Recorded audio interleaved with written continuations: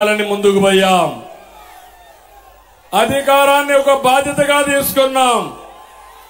ప్రతి క్షణం రాష్ట్రం కోసం తప్పించాం.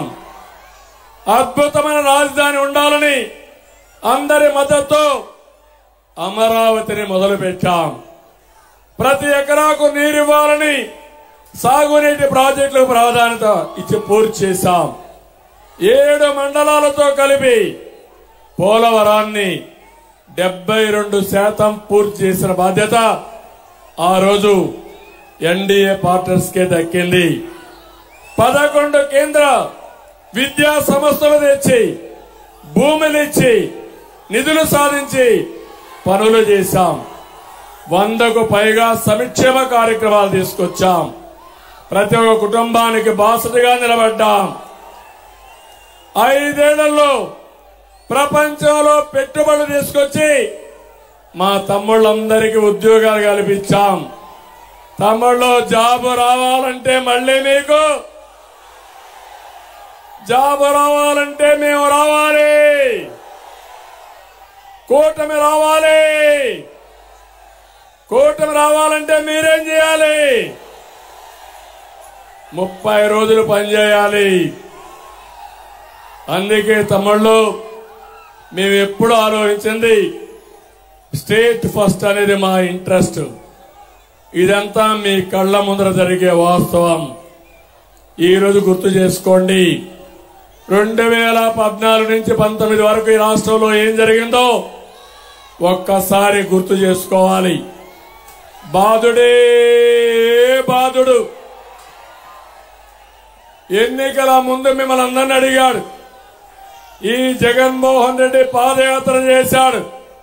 తల మీద చెయ్యి పెట్టాడు. బుగ్గలు నిమిరాడు. ముద్దులు పెట్టాడు. ఇప్పుడు ఏం చేస్తున్నాడు? గుద్దులే గుద్దులు. పిడి గుద్దులు అవునా కాదా అని మిమ్మల్ని అడుగుతున్నా. ఇంకో పక్క ఎక్కడ చూసినా ఇష్టానుసారంగా రాష్ట్రాన్ని విధ్వంసానికి గురి చేసి అప్పులకు తప్పులకి ఇప్పుడు రాష్ట్రం అయితే వెంటిలేటర్ పైన ఉండే పరిస్థితి వచ్చింది. కొన ఊపిరి పైన ఉండే రాష్ట్రానికి ఎన్డీఏ ఒక ఆక్సిజన్ గా పనిచేస్తుంది. శక్తి నుంచి బతికిస్తుంది. రాజధాని కట్టుకోవాలి. పోలవరంతో సహా సాగునీటి ప్రాజెక్టులు పూర్తి చేసుకోవాలి. రాష్ట్రానికి పరిశ్రమలు తేవాలి. మా బంగారు తమ్ముళ్ళకి ఉపాధి కల్పించాలి. ఉద్యోగాలు ఇప్పించాలి.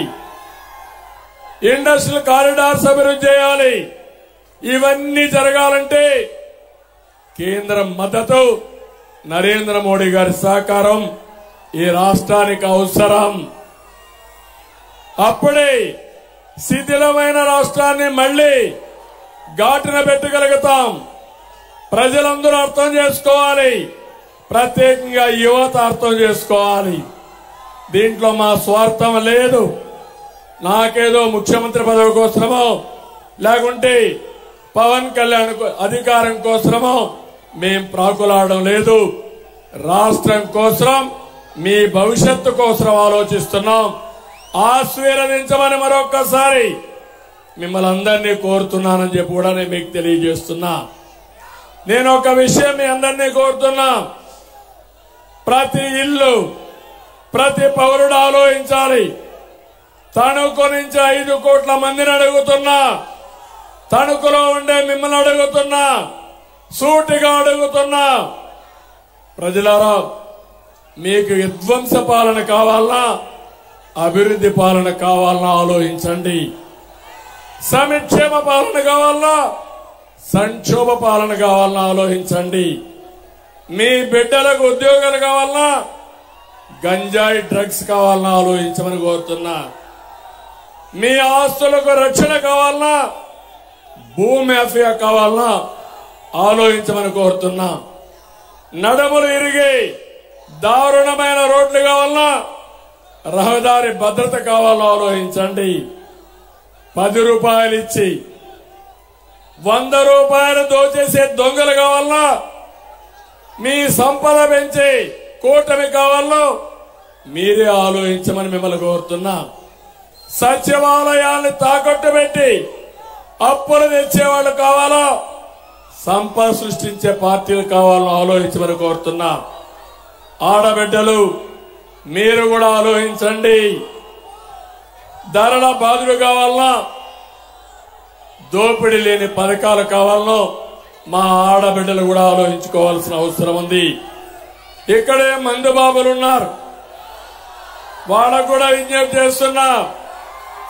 మందు బాబులు, మీరు అనారోగ్యం పాలు కావాలన్నా జే బ్రాండ్ ని పూర్తిగా నిషేధించి మిమ్మల్ని ఆదుకునే పాలసీ కావాలనో ఆలోచించమని మందుబాబులు కూడా కోరుతున్నా.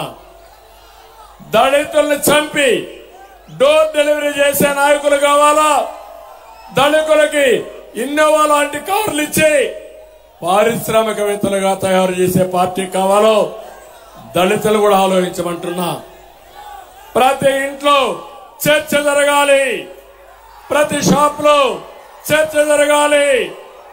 కిరాణా కొట్టు దగ్గర, హోటల్ దగ్గర, రచ్చబండ దగ్గర, అపార్ట్మెంట్ లో, కాలనీలో చర్చ చేసి నేను ఓటే మిమ్మల్ని కోరుతున్నా.